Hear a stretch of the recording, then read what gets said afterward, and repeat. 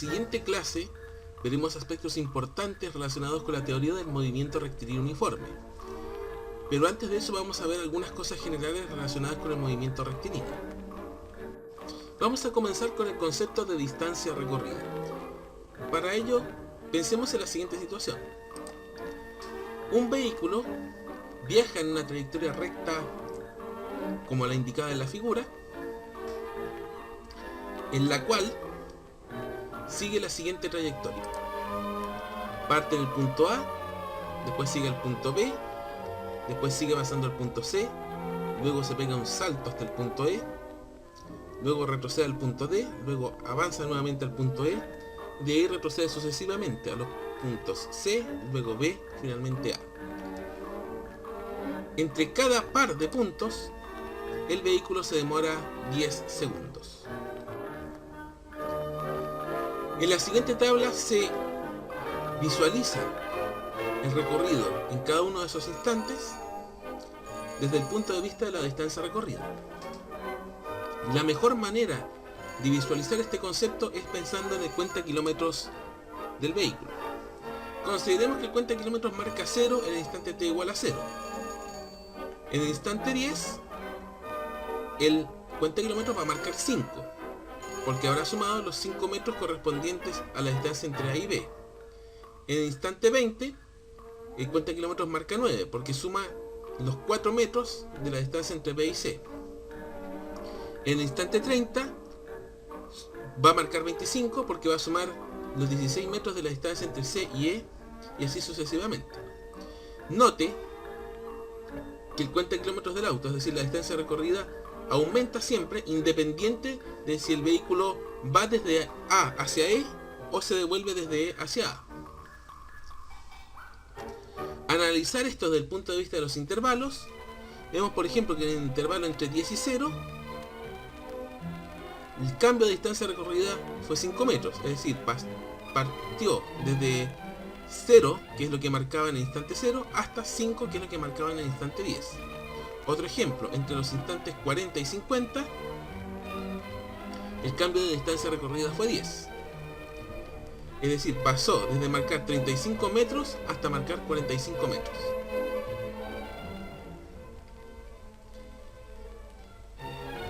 A partir de estos datos podemos calcular lo que podríamos denominar una rapidez media de cambio de distancia recorrida, que sería el cambio de distancia recorrida dividido por el cambio de tiempo para cada par de puntos. Por ejemplo, entre los instantes 30 y 40, donde el cambio de distancia recorrida es 10 metros, vamos a tener una rapidez media de cambio de distancia recorrida de 1 metro partido por segundo. Algunas características importantes del concepto de distancia recorrida. Es una cantidad física escalar. Su magnitud siempre va a aumentar a menos que el vehículo esté en reposo. Es absolutamente independiente del sistema de referencia. Es absolutamente dependiente de la trayectoria del vehículo. Y no nos va a permitir distinguir si un vehículo va avanzando o retrocediendo. Para hablar del concepto de posición necesitamos definir un sistema de referencia, dado por un origen, en este caso el punto A, y una dirección positiva, marcada en la figura. Si el vehículo está en una determinada posición, como se aprecia acá, podemos determinar un vector posición, que es el vector X, que parte desde el punto origen A y termina en el punto donde está el vehículo. Teniendo eso en mente, vamos a ver un nuevo cuadro en el cual analizaremos el movimiento de este cuerpo desde el punto de vista de la posición. Aquí vemos que las posiciones son vectores. Tienen una magnitud, que es la magnitud del vector, y tienen un vector unitario, x tongo.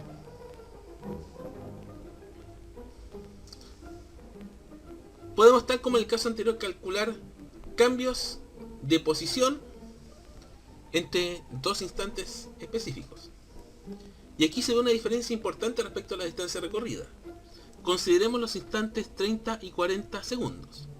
En ellos el vehículo retrocede desde el punto E hasta el punto D. O sea, desde la posición 25x tongo a la posición 15x tongo. En ese intervalo, el cambio de posición es menos 10x tongo. Y la rapidez media del cambio de posición en esos 10 segundos es menos un xtongo metros partido por segundo. Características de la posición. Es un vector. Su magnitud puede aumentar o disminuir.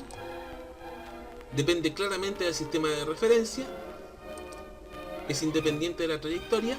Y, esto es lo más importante, nos permite distinguir a través de los cambios de signo que se puedan observar claramente en la tabla si un vehículo avanza o retrocede. Por eso, en lo sucesivo vamos a analizar el movimiento del vehículo desde el punto de vista de la posición. Vamos a ver ahora los conceptos de velocidades medias e instantáneas. La velocidad media, que por definición es entre dos instantes, se define como el cambio de posición de un cuerpo entre dos instantes partido por la diferencia entre instantes. Es decir, x2 menos x1 partido entre 2 menos t1. Si vemos esto entre los instantes t y t más delta t, podemos expresarlo en la forma indicada, en el extremo derecho de la expresión, que nos va a ser de mucha utilidad para definir lo que es velocidad instantánea. La velocidad instantánea, que a diferencia del caso anterior es en un instante, se obtiene cuando se aplica el límite de la rapidez media o velocidad media para el delta t o el intervalo de tiempo entre dos instantes tendiendo a cero. Si reemplazamos, nos va a quedar la expresión límite cuando delta t tiende a cero de x de t más delta t menos x de t partido en delta t. Si ustedes recuerdan sus clases de cálculo, verán que eso corresponde exactamente a la definición de derivada. Por lo tanto, la velocidad instantánea corresponde a la primera derivada de la posición, expresada aquí como x' de t o de x en dt. De manera muy análoga vamos a definir los conceptos de aceleración media e instantánea. La aceleración media es el cambio de velocidad instantánea de un móvil entre dos instantes de tiempo. Se puede expresar en términos generales como la velocidad en un instante t más delta t menos la velocidad en un instante t partido en delta t. A partir de esta última división podemos generar el concepto de aceleración instantánea, que es el límite cuando delta t tiende a cero de la aceleración media. Al igual que en el caso anterior, se genera la definición de derivada, que en este caso sería la derivada de la velocidad instantánea.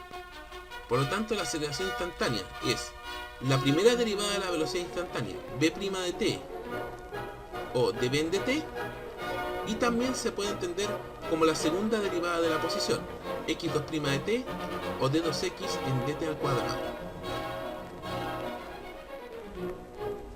A continuación vamos a considerar un modelo general del movimiento en una dimensión. En este modelo hay tres vectores que son importantes. El vector posición, que se expresa como la función de posición x de t por el vector unitario xtongo. El vector velocidad, que se expresa como la función de velocidad instantánea v sub t por xtongo. Y el vector aceleración, que se expresa como una función de aceleración a de t por xtongo. Como este es un movimiento en una dimensión, por lo general vamos a omitir los xtongos. Aquí visualizaremos las relaciones entre estas tres funciones. Vemos que para pasar de la posición a la velocidad hay que derivar, para pasar de la velocidad a la aceleración hay que derivar, tal como lo notamos en la diapositiva anterior, y la derivada se refleja en términos gráficos en lo que es la pendiente. En el sentido inverso, para pasar de aceleración a velocidad hay que integrar, para pasar de velocidad a posición hay que integrar, y la expresión gráfica de la integración es lo que vamos a llamar el área bajo la curva. Ahora sí vamos a entrar al movimiento rectilíneo uniforme.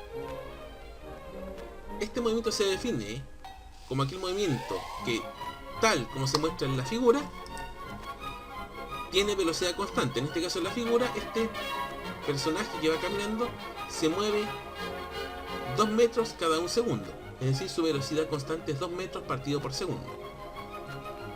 Como se mueve con velocidad constante, la aceleración es nula, es decir, la función de aceleración es igual a 0. Consideremos la situación ilustrada en la figura, donde se muestra un cuerpo moviéndose con movimiento rectilíneo uniforme con velocidad v0, donde claramente la función de velocidad instantánea va a ser igual a v0, una constante, que gráficamente se aprecia en la figura de la izquierda. Si ustedes recuerdan la escuela o la secundaria, se definía la velocidad constante como el cambio de distancia partido por el cambio de tiempo. En este caso podemos ver fácilmente que v0 se puede expresar como x2 menos x1 partido entre 2 menos t1. Al despejar podemos ver que x2 menos x1, que es el cambio de posición, va a ser igual a v sub 0 por el cambio de tiempo, que es t sub 2 menos t sub 1. Por otra parte, si calculamos el área bajo la curva achurada en el gráfico, vamos a ver que esto nos va a dar exactamente v0 por t2 menos t1. Es simplemente calcular el área de un rectángulo de base t2 menos t1 y altura v0. Por lo tanto, por propiedad transitiva, podemos ver que el área bajo la curva de un gráfico de velocidad entre los instantes t1 y t2 va a ser igual al cambio de posición del vehículo entre esos mismos instantes. Respecto a la posición de un vehículo que se mueve con movimiento rectilíneo uniforme, vemos que su ecuación corresponde a la de una recta, tal como se ve en el gráfico. Su ecuación sería x sub 0 más b sub 0 por t, donde x sub 0 corresponde a la posición inicial o la posición en el instante x igual a 0, que en el gráfico corresponde al intercepto de la gráfica con el eje de las ordenadas, y b sub 0 corresponde a la velocidad constante, que en el gráfico corresponde a la pendiente de la recta. Finalmente, un pequeño tip. Si un cuerpo con movimiento rectilíneo uniforme empieza a moverse con un retardo t respecto al instante inicial t igual a 0, su ecuación de posición se va a escribir de la siguiente manera. Posición en función del tiempo va a ser x sub 0, posición inicial, más b sub 0, velocidad inicial, por t menos t mayúscula, que sería el tiempo de retardo. Existen muchos problemas para los cuales esta indicación es muy útil. Bueno, espero que esta clase les haya sido de mucha utilidad.